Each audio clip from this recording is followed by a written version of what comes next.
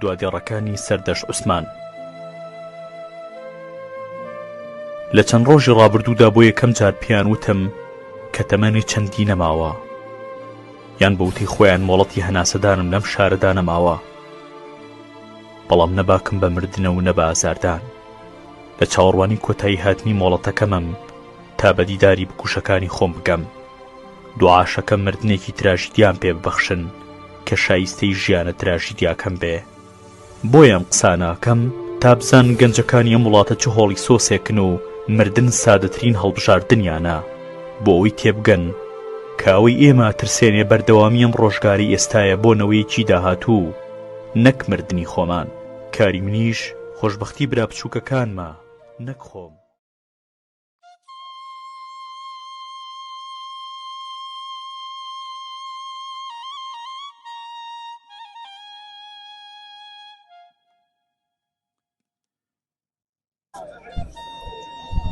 ئامادەبوانی 14 ساڵ وەگەڕی شەهیدی قەڵەم سەردەش عوسمان، ئەندامان و چالاکوانان و ئازاری خوازان کوردانی شاری مانسەر و دەوروبەری، بە ناوی ڕێکخراوی داکۆکەوە بەخێرهاتنتان دەکەین. بەهاتنتان جارێش چل ئەوەتان سەلماند کە هەرچەند کات پێ بپەڕێ بەسەر کێسی شەهیدانی قەڵەم، ئەوە ئێوە بە گەرم و گوڕی و گڕوتینێکی نوێوە یادی ئەو قەڵەمە بوێرانە دەکەنەوە.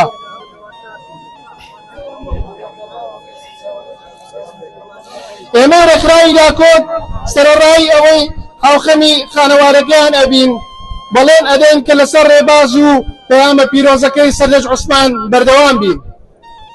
بەرز و پیرۆز بێ یاری شەی سەردەشت و هەموو ئەوانەی گیانیان بەخشی لە پێناو عەدالەت و ماف و ئازادی.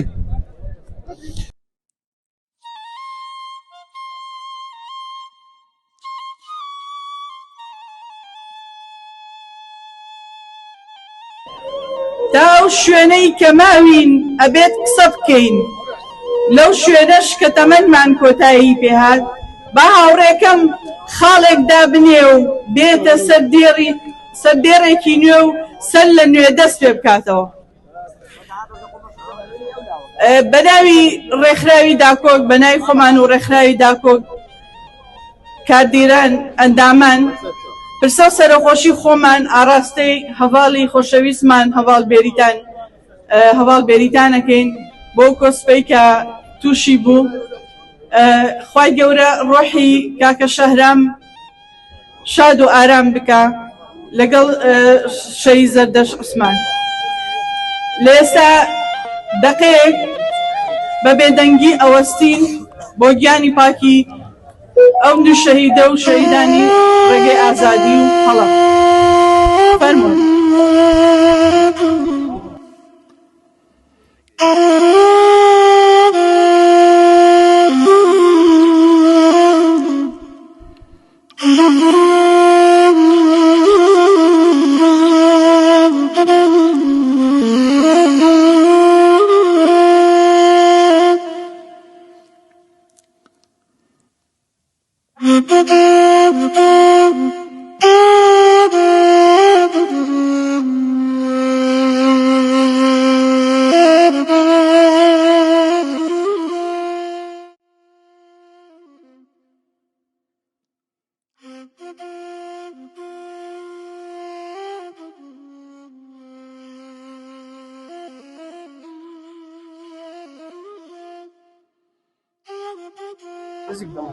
برانی بەڕێ سەلامی خۆی پەروەردگارتان لێبێت بە سەلامی ئیسلام. السلام عەلەیکوم وەڕەحمەت الله وبەڕەکاتوه.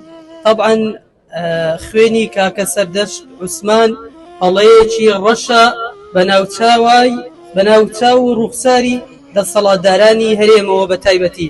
هەر بۆیە برانی بەڕێز، طبعا کاک سەردەش نە یەکەم کەس بووە نە کۆتا کەس، لە دوای ئەویش کۆمەڵە کەسانی تر جا ڕەمزی قەڵەم دەست بوون، یاخود نووسەر بوون، یاخود کەسانی تی ئاینی بوون، بەڕاستی دەنگیان کراوە. هەر بۆیەش من وەکو چۆن دەڵێ مامۆسایەکی ئاینی، وەکو ئیمام و خەتیب، وەکو کەسێک خەریجێکی شەریعە هاتووم کورتە پەیامێکیش بێ لە خزمەتتاندا باسی ئەو مەوزوع ئەو تاوانە بکەین. هەر بۆیە کاتێک لاپەڕەکانی قورآنی پیرۆز هەڵدەدەینێ و خوای تەعالا باسی خوێنی بەناحەق ڕژاو دەکات. ومن قتل نفسا بغير نفس، هەر کەسێک یەک نەفسێک بکوژێت خوای تەعالا نافەرمی موسڵمان بێیان کافر، ژن بێیان پیاو، چ جای ئەو کەسە خوێندەوار و ڕۆشنبیر و کەسانێک لەو کەسانەیە کە قەڵەم بەدەستە هەر کەسێک دەستی هەبێت وەکو ئەوەی هەموو مرۆڤایەتی زیندە بەچاڵ کردوێ بەڕاستی. هەر بۆیە ومن ئەحیا فەکەئەنەما ئەحیا الناس جەمیعا. بۆیە بەڕاستی قسە زۆرە، بەڵام بۆ ئەوەی ئەو برایانی تریش مافیان نەخورێت هەر ئەوەندە لێرە ئێمە ئیدانەی خوێنی بە ناحەق ڕژاوی کاکە سەردەشت و هاوڕێیانی دەکەین. بۆیە ئەو برا بەڕێزەی تیپشەیە با پەیامی خۆی بگەێنێت. بە ناوی خوای گەورە میهرەبان، سڵاوتان لێبێ هاوڕێیانی عەزیز و مرۆڤ دۆستان و ئازادی خوازان. لێرەوە سەری ڕێز و نەوازش بۆ ڕۆحی بەرزەفڕی شەهیدی قەڵەم سەردەشت عوسمان نەوی ئەکەین. سڵاو لەو هەموو ڕۆحە شەهیدەی کەوا لە پێناوی ئازادی و مافی مرۆڤ و ئازادانە نووسیندا شەهید بوون. ئەمە زۆر گرنگە بەڕێزان. ئەکرێت ئێستا لە هەرێمی کوردستان زۆرێک لە ئازادی خوازەکان لە بیریان چوو بێ ئەم خوێنە بە ناحەق ڕژاوە. ئەکرێ خەڵکی هەرێمی کوردستان ئەم خوێنەیان لەبیر چوو بێ، چونکە ئەوە چەند ساڵێک تێپەڕێ بەسەر ڕژانی ئەم خوێنەیە. لە سەرووی هەموو ئەمانەوە دەسەڵاتی سیاسی هەرێمی کوردستان هەموو هەوڵێکی ئەوەیە کە ئێمە ڕۆحی شەهیدە نەمر و قارەمەنەکانی خۆمان مرۆڤە ئازادی خوازەکان کە بەدەستی ئەوان شەهید کراوان لەبیری بکەین. بەڵام ئەم جۆرە کۆبوونەوانە، ئەم جۆرە شەرمەزارکردنانە زۆر کاریگەریان هەیە لەسەرەوەی کە پێیان بڵێن بەڵێ ئێمە لەبیری ناکەین ئەم خوێنە بە ناحەق ڕژاوە، ئێمە لەبیری ناکەین ئەو هەموو زوڵمەی ئێوەی کەن لە هاوڕێکانمان و قەڵەم بەدەستەکان و ئازادی خوازان. بەڕاستی ئەمە جێگەی شانازیە کە بەم شێوەیە ئێمە کۆبینەوە بۆ بەجڕاگرتنی ڕۆحی ئەو شەهیدە نەمرە و تەواوی شەهیدەکانی تر.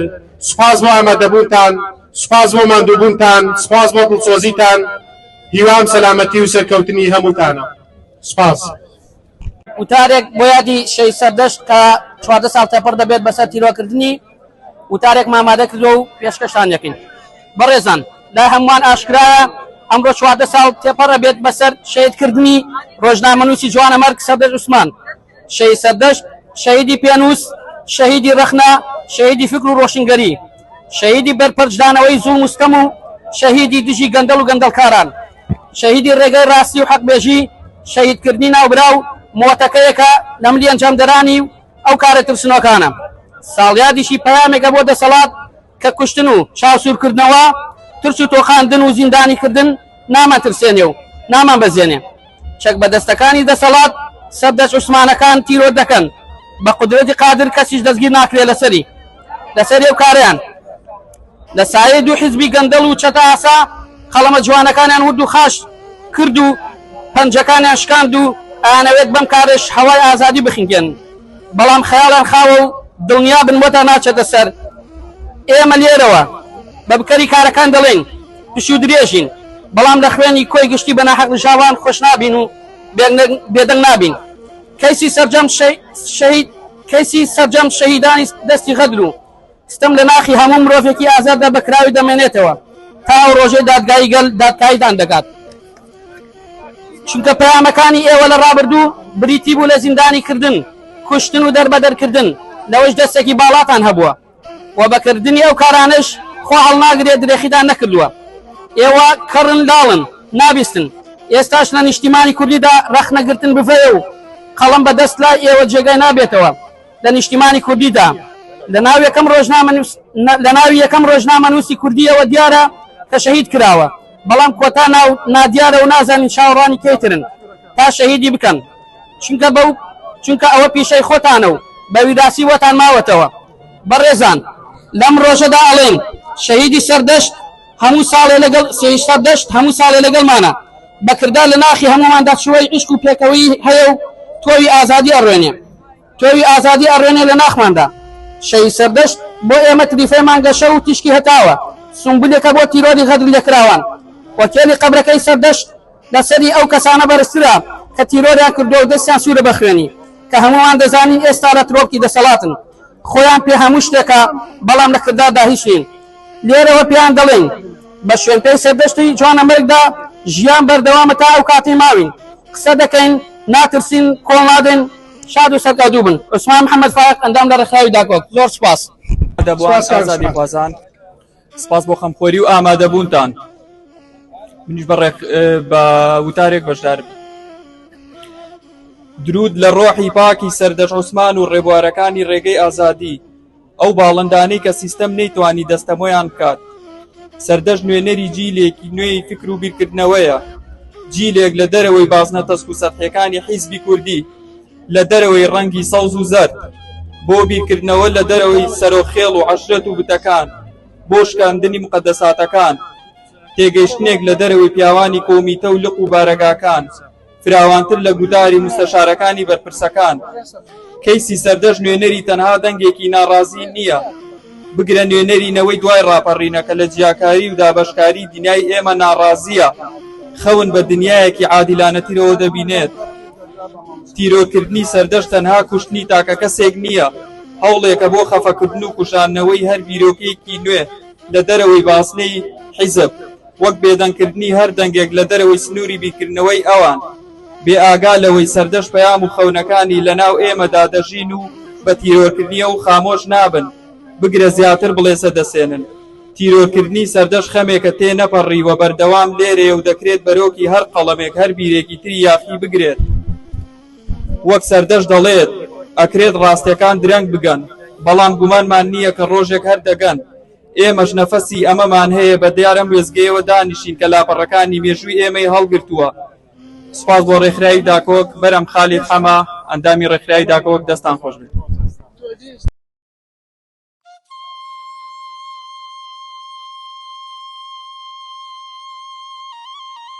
پەرلەمانی ئەوروپا بوو هەمی ئالیە سیاسی دنەف هەرێمە کوردستانێدا بەهەلکەفتە شەهیدکردنە شەهیدی قەلەم ئەم داخوازی شەڤەندە کوردە دکەین و هەمی دەستگێت ڕاگەاندنێ دکەین وش هەمیرێک خاوێن مافێ مرۆڤی دکەین کۆدەنگیەکی چێکەش بۆ شناوبرنە بێ عەقلیەتە خۆسەپێند و شناوبرنە شێوازی هێزە تیرۆری ئەڤە کو چەندین کەس بووینە قوربان بووی شێوازی هێزرکردنە چەوت و خۆسەپێند لەو ڕادیی زەردەش عوسمان و کاوە گەرمیان و شکری ڕێکانی و گەلێک نیڤیسەر و چالاکوانی دی بووینە قوربان و ئەف شێوازی هێزرکردنیە کوتبیتە گەری خەڵک تیرۆرکەن و ژناوبرن و وێرانکردن و گرتن و شکەنجەدان و ئەمی خەلکی ئەم بێدا حەزت گەین هەمیرێک خراوێن نەفخۆی و جەماوەری و جیهانی مرۆڤاتیە کۆ بێنە دەنگ و ڕێگیرێر وان کارت چاوت بکەن 5/5/2024 زۆر سپاس.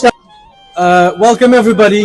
We are here today to commemorate the anniversary of one of the pen martyrs of Kurdistan, Sardash Usman, and today I'm going to read a short biography of the martyr.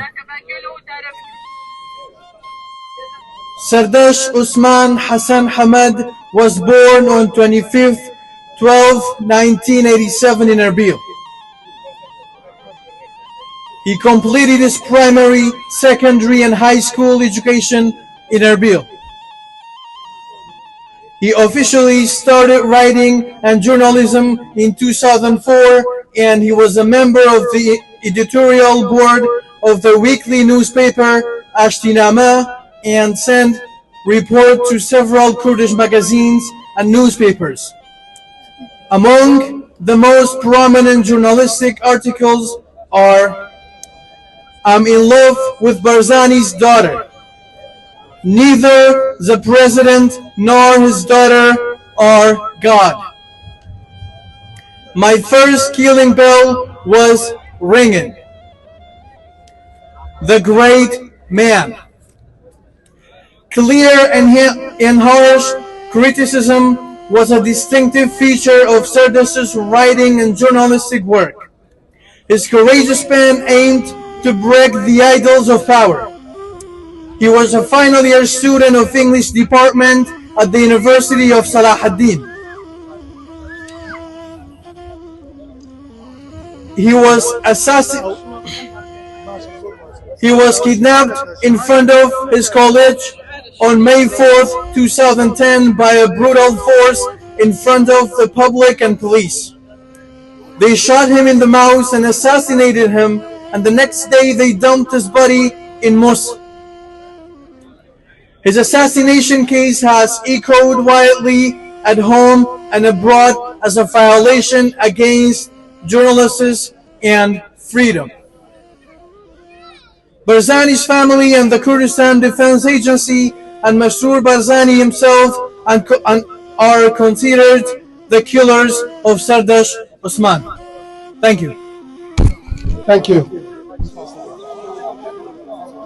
لە چواردەوەمین ساڵڕۆژی شەیدکردنی ڕۆژنامەنووس سەردەش عوسمان من دەڵێم تیرۆرکردنی سەردەش عوسمان و هەموو ئەو ڕۆژنامەنووس و چالاکوانانەی کوردستان ڕووداوێک نییە کۆتایی پێهات بێت و تاوانێک نییە تێپەڕ بووبێت وە کۆن بووبێت. بۆیە پێیان دەڵێین تا ئازادی ڕادەربڕین لای ئەوان تاوان بێت، تا گەندەڵی و نادادی و قۆرەخکردنی قوتی خەڵک لەلایەن خێڵ و بنەماڵە و دەسەڵاتدارانی بەرزانی و تاڵەبانیەوە لە کوردستان بەڕێوە بچێت. هەر ڕۆژە و سەردەشتێک هەڕەشەی لێ دەکرێ و دەڕەفێنرێ و زیندانی دەکرێ و تیرۆر دەکرێ وە کۆتایی پێ نایێت.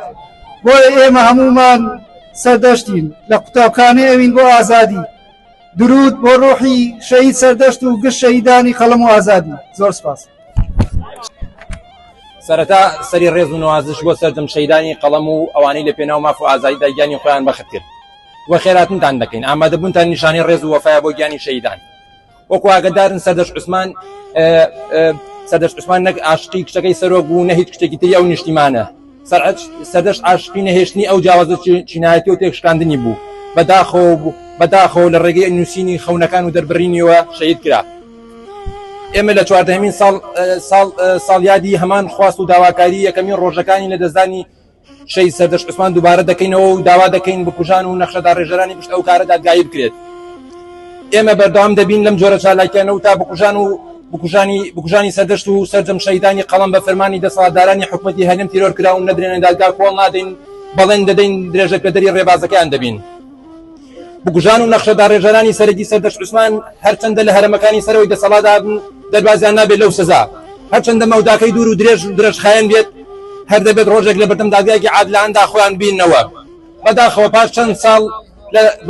پاش چەند ساڵ لە تیرۆرکردنی ڕۆژنامەنووس و چالاکەوانان ئازادی ڕادەربڕین و قسەکردن لە دەستی ئەم جۆرە مۆدەلە حکومڕانیە تیرۆر کراوە. ئاراس عەبدولکەریم چالاکوان لە ئەندامی داکوە. ڕفاندن و تیرۆرکردنی ڕۆژنامەنووس سەردەش عوسمان کە خوێندکاری قۆناغی چوارەمی کۆلێژی ئاداب و زانکۆی سەلاحەدین بوو، گاردانەوەیەکی گەورە و شەپۆلێکی ناڕزایی زۆر لە ناوخۆی عێراق دەرەوە بە دوای خۆی ئادێنێت. ئەم شێوازە لە ڕفاندن و تیرۆرکردن لە ڕۆژنامەنووس و سەردەش عوسمان هاوار و بانگی ڕێکخراوەکانی کۆمەڵگەی مەدەنی چی لە ناوخۆ چی لە عێراق و چی لە دەرەوەش دەکرێت. ئەوە ئازادی ڕۆژنامەگەری سەلامەتی گیانی ڕۆژنامەنووسانی هەرێم لەژێر هەڕەشەی مەترسیدایە، بە تایبەتی لەم چەند ساڵەی کۆتایی کە چەندین ڕۆژنامەنووسی کوردی و عێراقی ڕوبەڕووی هەڕەشە و لێدان و شکنجە و ئازار و ڕفاندن و تیرۆرکردنیان بوونەتەوە، بەمەش ئازادی ڕۆژنامەگەری و ڕوبەڕووی هەڕەشە و مەترسی بۆتەوە.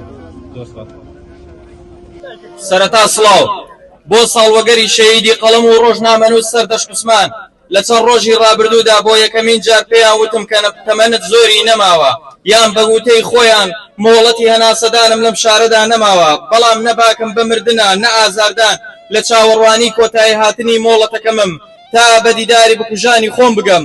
دوعاش دەکەم مردنێکی تراژیدیان پێ ببەخشێ کە شایستەی ژیانە تراژیدیاکەم بێ. بە نووسینی ئەم گێڕانە سەردەش عوسمان یەکەمین زەنگی مردنی خۆی لێدا. کوشتنێک وەک خۆی دەیوت هێندەی ژیان و نووسینەکانی تراژیدیا بوو. تیرۆرکردنەکەی هێندەی دڵە یاخەکەی ڕق و تووڕەی شەقام و ڕۆژنامەنووسان و هەوڵاتیانی بەدوای خۆی داهێنا. سەردەش عوسمان نووسەر و ڕۆژنامەنووس و لاو خوێندکاری کۆتا ساڵەکانی زانکۆی بوو. لە بەرواری 5 2010 بەدەستی خوێن مژان و دژمنانی قەڵەم تیرۆر کرا کە ئەمڕۆ ئێمە یادی ڕۆژی شەهیدبوونی ئەم نووسەرە یاخێ دەکەینەوە کە دوای ئەشکەنجەدانێکی زۆر و ڕفاندنی لە بەردەم عەرەمی زانکۆ و دواتر شەهیدکردنی بە چەند فیشەکێک کە ئاراستەی ناودەمی کرابوو کۆتایی بە ژیانی هێنرا. سەردەشت عوسمان بە نووسینە ڕەخنەگرەکانی لە دەسەڵاتی حکوومەت و بە تایبەتی پارتی تیرۆرکرا. بێدەنگکردنەکەی تەنها بە مەبەست لێی بێدەنگکردنی سەردەشت عوسمان نەبوو، بەڵکو بێدەنگکردنی هەموو ڕۆژنامەنووسان و تەواو هاوڵاتیانی کوردستان بوو. لە کاتێکدا یادی ساڵوەگەری شەهیدی قەڵەم سەردەشت عوسمان دەکەینەوە کە تا ئێستا تیرۆر و ڕفاندنی ڕۆژنامەنووسان و پارێزەران و هاوڵاتیان و هەموو ئەوانەی کە بەردەوام ڕخنەی جددی دەگرن لە دەسەڵاتدارانی پارتی وێچێتی تەنانەت هەڕەشەکان گەیشتون بە ڕادەیە کە لەسەر نووسینی کۆمنتێک مەلەفی ئابڕووبەر و نائەخلاقی دەدەنە پاڵیان. تا ئەم دقەی ئێمە قسەی تێدا دەکەین دوای 14 ساڵ تا ئێستا بکوژانی سەردەشت عوسمان دەستگیر نەکراون. ڕووی دەمی ئێمە لەم ڕۆژەدا لە ڕێکخراوە کۆمەڵگای نێودەوڵەتیەکان و نەتەوەیە گرتوەکانە کە سنوورێک بۆ ئەم دەستدرێژەی پارتی و یەکێتی و دابنێن و ئیدانەی ئەو هەڵوێستانەی پارتی و یەکێتی بکەن. نەمری بۆ ڕووی پاکی سەردەشت و هەموو شەهیدانی قەڵەم و ئازادی. بەدبەختی ئەم دەسەڵاتە ئەوەیە کە باکی بە مردنی ڕۆڵەکانی نییە سەردەشت عوسمان. ئەمڕۆ 5 ڕۆژێکی ڕەش و پەڵەیەکی ڕەشە بە نێوچەوانی پارتی بنە ماڵەی بارزانی کە ڕۆژنامەنووسێکی ئازا و بوێر و قەڵەمێکی نوکتیش بۆ ناوچاوی گەندەڵکاران تیرۆر دەکرێت. سەردەشت عوسمان ئەو گەنجە ڕۆژنامەنووسە ئازا و چاونەترسە بوو کە لە ساڵی 2010 لە بەردەم زانکۆکەی خۆی لە هەولێر لەلایەن چەند چەکدارێکی دەمامکدارەوە بە بەرچاوی هێزە ئەمریکانەوە دەڕەخێندرێت و چەند ڕۆژێک دوای ئەوە تەرمەکەی دەدۆزرێتەوە. سەردەشت تەنها بەشێکی ڕەشی لاپەڕەی دەسەڵاتی کوردی هەڵدایەوە. دەسەڵاتی کوردی ئەمەیە پێی هەزم نەکرا و تیوەریان کرد و دەرمەکەیان بۆ دایکە جەرەک سوتاوەقی ناردەوە. ئاماژە کارە پێزەونە مەراندنی دەنگە ناڕازیەکان بوو، بەڵام نەیانزانی ئەوان سەردەشتێکی لۆر بکەن چەندین سەردەشی تر لەدایک دەبێت و چەندین دەنگی دلێر و بوێر دروست دەبێت. ئێستاش دوای 14 ساڵ لە دیتی هەموو کوردێکی بە شەرەف و بە ئەمەک هێشتا قەڵەمەکەی سەردەشت خوێنی ئازادی لێ دەچۆڕێ، هێشتا قەڵەمەکەی سەردەشت وشک نەبووە و هێشتا هانمان دەدات بۆ ئازادی و بوێری و چاونەترسی. بەداخەوە ئێستاش لەم سەردەمی ئازادی و ڕادەربڕینە بەڵام لە کوردستان هێشتا لەسەر لایک و کۆمێتێک و پۆستی فەیسبوک خەڵک دەگیرێت و تیرۆر دەکرێت. بەڵام ئەوا ئێمەی چالاکەوان و ئازادی خوازان دوای 14 ساڵ لە تیرۆرکردنی سەردەشت عوسمان لەسەر ڕێبازەکەی بەردەوامین و لەسەر وەسیەتی خۆی خاڵێکمان ناوە لە دوای خاڵەکەی سەردەشت و بەردەوام دەبین و ڕووی ڕەشی دەسەڵاتی کوردی پیشانی هەموو جیهان دەدەین. بەڵام ئەوەی جێگای داخونی گەرانیە دوای 14 ساڵ لە تیرۆرکردنی سەردەشت عوسمان هێشتا بکەرانی ئەم کارە قێزەونە نەدران بە دادگا کە ئەمەش ئەو ڕاستیە دەسەنوێنێ هەر کاتێک بکوژنە دۆزرایەوە بێگومان دەستی دەسەڵاتی لە پشتە. زۆر سوپاس. بسم الله الرحمن الرحيم. At first, I want to welcome you all. It's obvious to everyone that today marks 14 years after the kidnapping and killing of journalist Sardash Usman. 14 years ago, terrorists of the authorities murdered a beautiful young man for no reason. And after 14 years, the disgusting hands of Kurdish regime have not arrested anyone for it. We all know that Kurdish regime has never hesitated and will never hesitate to suppress, expel and murder the brave and free voices. And if anyone says otherwise, we tell them we are the killers. Today we are here to demand justice for Sardash, and we demand the killers to be exposed and brought to justice. We are all here as one person and one team to tell those who murdered Sardash that as long as we live, Sardash will not be forgotten. We will never forget and we will never forgive what you have done to him. As long as we live, we will become Sardash and we will not leave the field for you. Sardash is not here, but his memories and thoughts are here with us. We will continue his work and we will finish what he started. His death created a fire in our hearts, a fire to stand against corruption, a fire to become warriors of freedom. If you silence one of us, hundreds more will rise to stand against you. Together we demand the freedom that our brothers and sisters deserve in Kurdistan. I know that we have a long and tough way ahead of us, but we will never rest and we will never give up till we make sure that our brothers and sisters in Kurdistan are safe, free and live the life that they deserve. And we will not rest till you corrupt people are brought to justice. In the end, I will say, rest in peace, our brother Sardash. It's our time. We will make your wishes come true and we will make your dreams become reality. As you said before, as long as we live, we have to speak and continue. We will speak and we will continue. Thank you very much. ئەم کاتتان باش بە کاتی ئازادی و دیموکراسی ئەمڕۆ بۆیە لێرە کۆبووینەتەوە تا یادی ڕۆژنامەوانێکی ئازا و چاونەترس بکەینەوە کە 14 سال بەر لە ئەمڕۆ لە ناوەڕاستی پایتەختی هەرێمی کوردستان لە بەردەم کۆلێژی ئاداب زانکۆ سەلاحەدین ڕفێنرا و دواتر تیرۆرکرا لە سیناریۆیەکی ناشریندا دەرمەکەی لە سنووری مووسڵ دۆزرایەوە و چەند تۆمەتی ناڕەوای خراپە پاڵ ئەم ڕۆژنامەنووسە سەردەش عوسمان بوو ئێمە لە کاتێکدا یادی ئەو ڕۆژنامە تیرۆرکراوە دەکەینەوە کە ئێستا دەیان ڕۆژنامەکانی دیکە لە زیندانەکانی هەرێمی کوردستان و سەدان ڕۆژنامەوان و چالاکوان لەژێر هەڕەشەی ڕاوەدونان و لەیان چالاکوانی سیاسی و مافی مرۆڤ لەژێر هەڕەشەی کوشتن و دەستگیرکردندا ئەوەش مانای ئەوەیە دەسەڵاتداران بەردەوامن لە سەرکوبکاری دەنگی ئازادی لە هەرێمی کوردستان بەڕێزان ئێمە هەمومان قوربانی دەستی ئەو دەسەڵاتە ناشەریف و دیکتاتۆرین کە ئێستا لە هەرێمی کوردستان لەلایەن دوو حیزبی دەسەڵاتەوە ئیدارە دەدرێت ئازادی بووە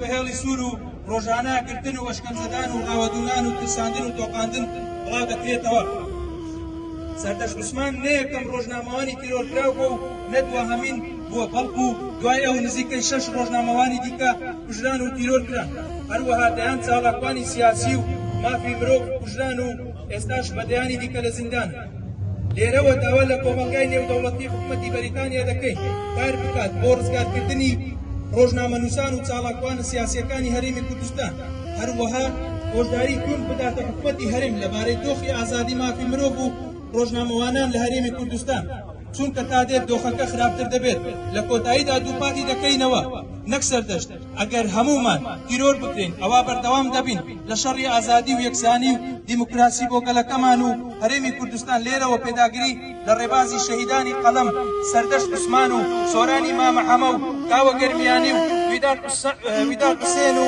تەواوی ڕۆژنامەوانان و چالاکوانیانی دیکە زۆر سوپاس بە هیوای ئازادی بۆ پیراوە سیاسیەکان و ڕۆژنامەنووسان